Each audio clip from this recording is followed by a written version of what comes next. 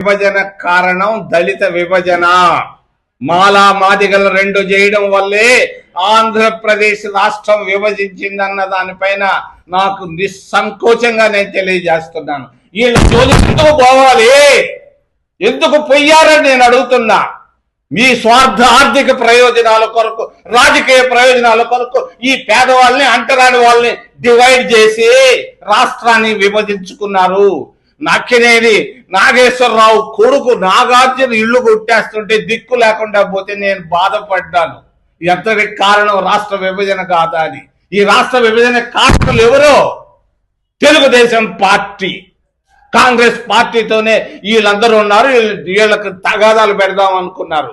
గ్రామాల్లో తగాదాలు పెడుతుంటారు, కళ్ళు పోసి సారాయి పోసి తందనాలు పెట్టిస్తాం. అట్ట పెట్టి ఈరోజు రాష్ట్రాన్ని రెండు ముక్కలు చేసింది. నేను తప్పనిసరిగా ఈ విభజన వల్లే తెలియజేస్తున్నా. గుడ్డోడు కూడా ఒప్పుకుంటున్నాడయ్యా. దానికి కారణాలు నేను చెప్తున్నా. చేసింది ఎవరనేది కాదు. ఆ రోజు సుష్మా స్వరాజ్ కట్టెత్తుకుంది మహబూబ్ నగర్ లో, చేస్తారా చస్తారా అని. అవునా కాదా? ఒకరు కాదు, వీళ్ళందరూ జాబ్ రాశారు. వీళ్ళందరూ జాబ్ రాశారు. ఒక్క లెఫ్ట్ పార్టీలు ఎక్కడున్నారో వాళ్ళకి సెల్యూట్, రెడ్ సెల్యూట్. వాళ్ళు సిపిఎం రాయలేదు, వాళ్ళు వద్దు అన్నారు, విభజన చేయొద్దన్నారు. లెఫ్ట్ పార్టీలు తప్పించి అన్ని పార్టీలు కోరుకున్నారు. ఎవరేం చేస్తారు? సోనియా గాంధీ చేతిలో ఏముంది? అందరూ వచ్చి ఆడు కూర్చున్నారు. ఎవరు వచ్చి కులాన్ని పేరు చెప్పడం నాకు ఇష్టం లేదు. మాదిగలందరూ వచ్చి కూర్చున్నారు. విభజన చెయ్యి అని ఆంధ్రప్రదేశ్ భవనంలో వేల మంది వచ్చి కూర్చొని గొంతు బిసిగితే ఏం చేస్తారు?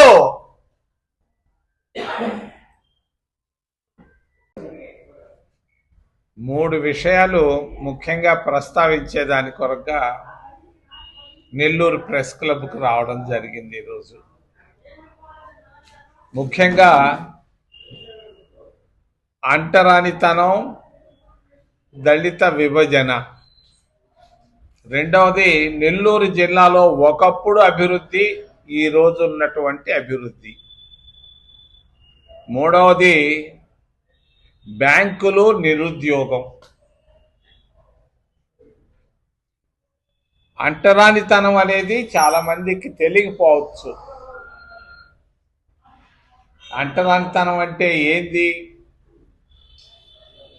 గత 5,000 సంవత్సరాలుగా ఈ రోజు ఉన్నటువంటి ఎస్సీలను తాకేవాళ్ళు కాదు.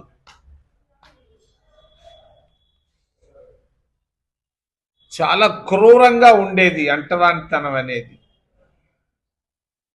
ఆ రోజుల్లో దళితులు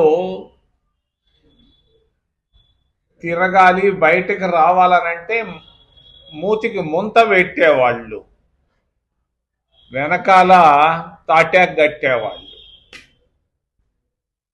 రోడ్లపైకి రానిచ్చేవాళ్ళు కాదు, బళ్ళల్లోకి రానిచ్చేవాళ్ళు కాదు, గుళ్ళల్లోకి రానిచ్చేవాళ్ళు కాదు. మహాత్మా గాంధీ గారు స్వతంత్రం రాకముందు దేశంలో మొత్తం తిరగడం జరిగింది. నెల్లూరుకు రావడం జరిగింది. నెల్లూరులో ఒక గ్రామంలో రాత్రి నివాసం చేయడం జరిగింది, ఎల్లాయపాలెం అని ఒక ఊర్లో. ఆ రోజుల్లో 100 సంవత్సరాల క్రితం కార్లు ఉండేది కాదు నెల్లూరులో. బుచ్చిరెడ్డిపాళెంలో ఒక కారు, ఎల్లాయపాళెంలో ఒక కారు ఉండేది. దొడ్లోళ్ళకి ఒక కారు, ఇంకొక ఆయన బెజవాడ వాళ్ళకి సంబంధించినటువంటి వాళ్ళకి కార్లు ఉండేవి. మహాత్మా గాంధీ గారు నాయుడుపేటకు వస్తే నాయుడుపేట నుంచి మరి ఒంగోలు దాకా ఒక కారులో తిరిగాడు. రాత్రి ఒక గ్రామంలో ఉంటే మరి పొద్దున్నే వాళ్ళ గ్రామానికి వెళ్ళాడు. ఒక హరిజన వాడకి వెళ్ళి ఆ రోజు పాలు తాగాడు ఒక హరిజన వాడలో. అది ఆ రోజుల్లో ఉన్న చాలా గొప్పగా చెప్పుకున్నారు. ఆ రోజుల్లో అంటరానితనాన్ని మహాత్మా గాంధీ గారు ఏ విధంగా బయటకు తీసుకొచ్చారు, దాన్ని ఏ విధంగా నిర్మూలించారు అనేది. మహాత్మా గాంధీ గారు ఎక్కడికి వెళ్ళినా కూడా పుచ్చలపల్లి సుందరయ్య వాళ్ళ ఊరికి వెళ్ళాయంట. ఆ రోజుల్లో సుందరయ్య గారు పుస్తకంలో రాశారు. 5 నిమిషాలు మాట్లాడారు. మహాత్మా గాంధీ కొరకు ఒక రోజంతా 24 గంటలు మేము ఆలస్యంగా వస్తే మేమందరం చూసాము. ఆయన రెండు విషయాల గురించి మాట్లాడాడు. ఒకటి అంటరానితనం, రెండోది స్వతంత్రం దేశానికి. మరి అటువంటి అంటరానితనం ఉన్నటువంటి భారతదేశంలో స్వతంత్రం వచ్చిన తర్వాత నెహ్రూ గారు ప్రధానమంత్రిగా భారత రాజ్యాంగాన్ని రాసేదాని కొరక మహాత్మా గాంధీ గారి ఆలోచన ప్రకారంగా అంబేద్కర్ను చైర్మన్ చేయడం జరిగింది. అంబేద్కర్ గారు రాజ్యాంగాన్ని రాసేటప్పుడు 2 సార్లు అలిగాడు. సమానత్వం, వాక్ స్వాతంత్రం, మరి పత్రికా స్వేచ్ఛ ఇటువంటి విషయాలలో ఎస్సీలకు రిజర్వేషన్లు, ఎస్టీలకు రిజర్వేషన్ల విషయంలో అక్కడ ఉన్నటువంటి దాదాపు 150 మంది సభ్యులు ఒప్పుకోలేదు. అంబేద్కర్ని బాగా ఇబ్బంది పెట్టారు.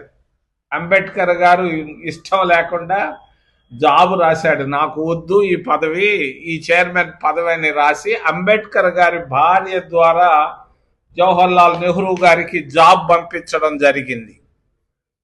నెహ్రూ గారు ఆ జాబును చూసి ప్రధానమంత్రిగా జాబును చించేసి, ఈ ఆలోచన మహాత్మా గాంధీ గారి ఆలోచన అంబేద్కర్ని చైర్మన్ చేయడం అనేది. ఎట్టి పరిస్థితుల్లో అంబేద్కరే ఈ రాజ్యాంగాన్ని పూర్తి చేయాలి అని అంటే ఆయన 2 సార్లు అలిగినా కూడా ఆ రోజు ఉన్నటువంటి ప్రధానమంత్రి నెహ్రూ గారి ఆలోచన ప్రకారంగానే, మహాత్మా గాంధీ గారి ఆలోచనల ప్రకారంగానే భారత రాజ్యాంగాన్ని పూర్తి చేయడం జరిగింది. ప్రపంచంలో ఇటువంటి రాజ్యాంగం ఎక్కడా లేదు. అంత పెద్ద సంపన్న దేశం అమెరికాలో లేదు, మరి చైనాలో లేదు, రష్యాలో లేనటువంటి గొప్ప రాజ్యాంగాన్ని భారతదేశంలో డాక్టర్ అంబేద్కర్, మహాత్మా గాంధీ, జవహర్లాల్ నెహ్రూల కృషితో రావడం జరిగింది. ఈరోజు దేశంలో ప్రజాస్వామ్యం కాస్తో కోస్తో ఉంది అని అంటే ఆ భారత రాజ్యాంగం వల్లే, వాళ్ళ స్ఫూర్తి వల్లే. మరి ప్రధానమంత్రి జవహర్లాల్ నెహ్రూ దేశంలో ఎస్సీలకు రిజర్వేషన్లు తీసుకురావడం జరిగింది. ఈరోజు 15% రిజర్వేషన్లు ఇస్తున్నారు ఎస్సీల కంటే. ఆ రోజు కాంగ్రెస్ పార్టీ తీసుకొచ్చినటువంటి ఆలోచన విధానం 7.5% రిజర్వేషన్లు ఎస్టీలకు ఇస్తున్నారు అని అంటే కేవలం మరి కాంగ్రెస్ పార్టీ ఆలోచనతోనే 7.5% రిజర్వేషన్లు గిరిజనులకు ఇస్తున్నారు. ఒకప్పుడు యానాదులు, చల్లా యానాదులు అనేవాళ్ళు. ఆ వెన్నెల కంటే రాఘవయ్య గారు, ఏనుగు పట్టాభిరామిరెడ్డి గారు, వాళ్ళందరూ చేసినటువంటి కృషి స్ఫూర్తి మర్చిపోలేంది, గుర్తు చేసుకోక తప్పదు. నెల్లూరు జిల్లాలో ఈరోజు మరి సోనియా గాంధీ కృషితో, ఎక్కడున్నాడో మహారాజు అర్జున్ సింగ్ గార్ల కృషితో ఓబీసీలకు 27% రిజర్వేషన్లు ఇవ్వడం జరిగింది భారతదేశంలో. మరి రాజ్యాంగాన్ని సవరణ చేసి ఈరోజు ఎస్సీల పరిస్థితి ఏ విధంగా ఉంది? అధ్వానంగా ఉంది. 3 పూటల్లో ఒక్క పూట కూడా భోజనం చేయలేకపోతున్నారు.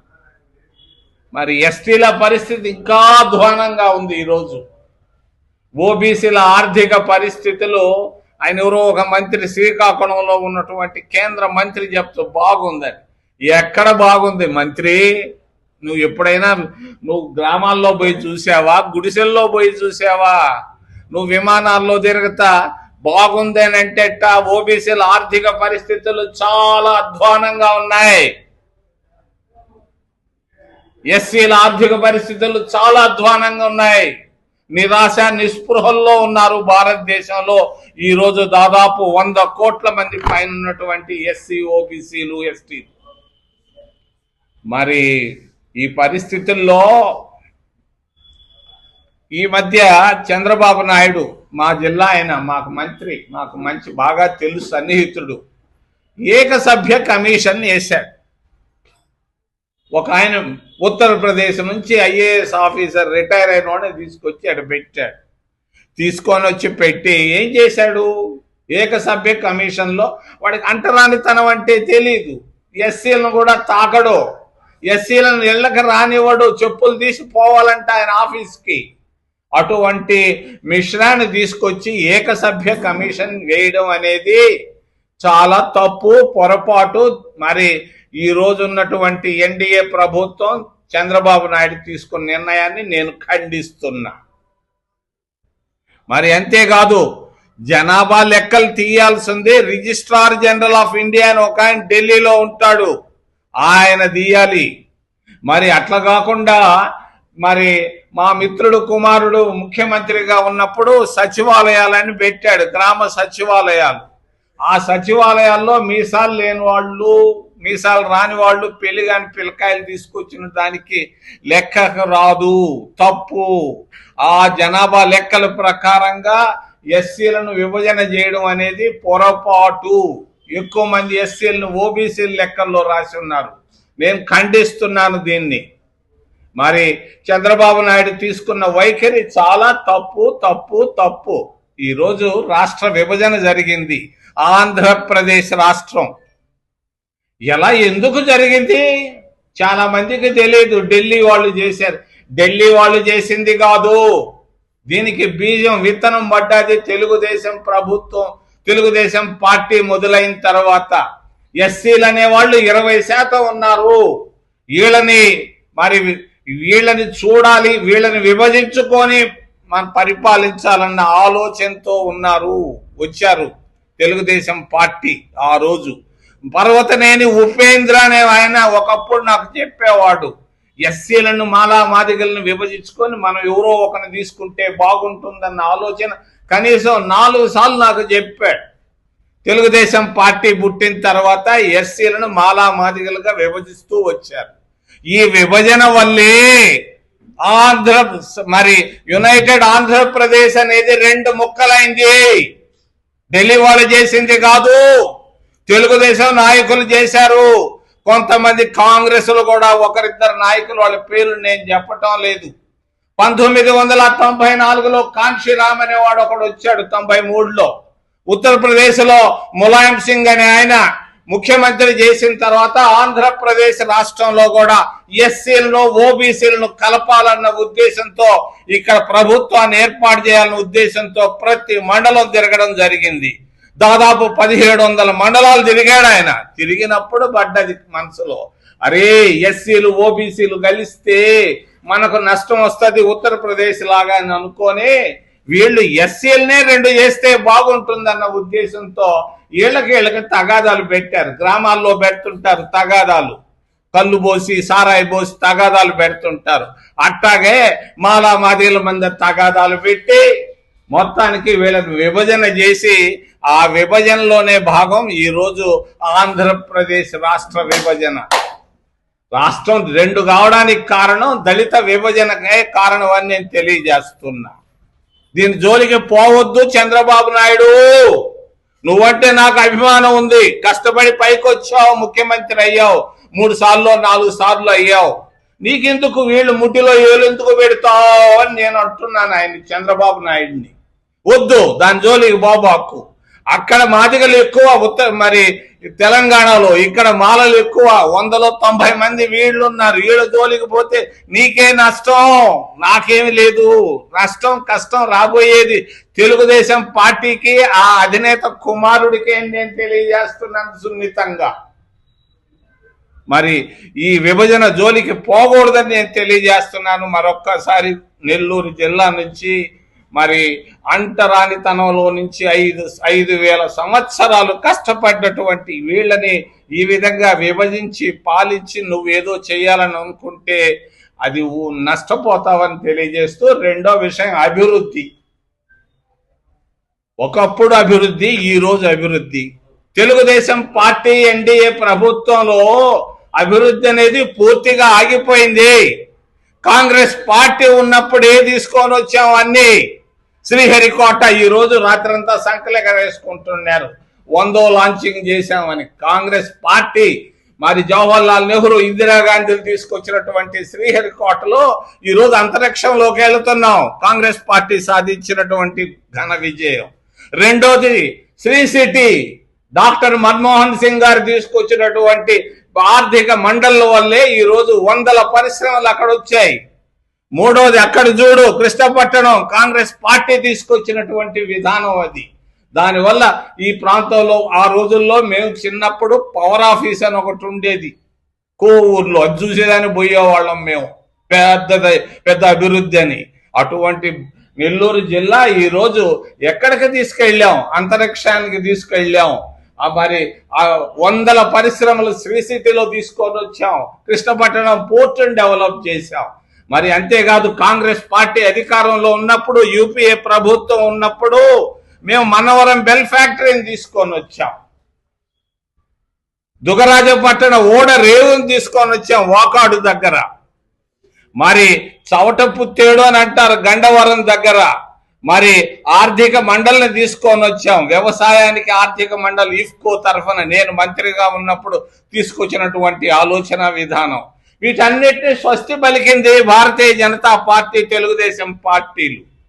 నేను చెప్తున్నాను చంద్రబాబు నాయుడికి, ఇఫ్కో సంస్థకు మనం 1000 ఎకరాలు అక్కడ ఇచ్చున్నాం, దాన్ని అభివృద్ధి చేయి, ఆర్థిక మండలి దాన్ని అభివృద్ధి చేయి, దుగరాజపట్టణ ఓడ రేవుని అభివృద్ధి చేయి, మరి మన్నవరం బెల్ ఫ్యాక్టరీని అభివృద్ధి చేయి. ఇవన్నీ పట్టించుకోకుండా పిచ్చి పిచ్చి పనులు, దళిత విభజనలు, దీని జోలికి పోబాకయ్యా.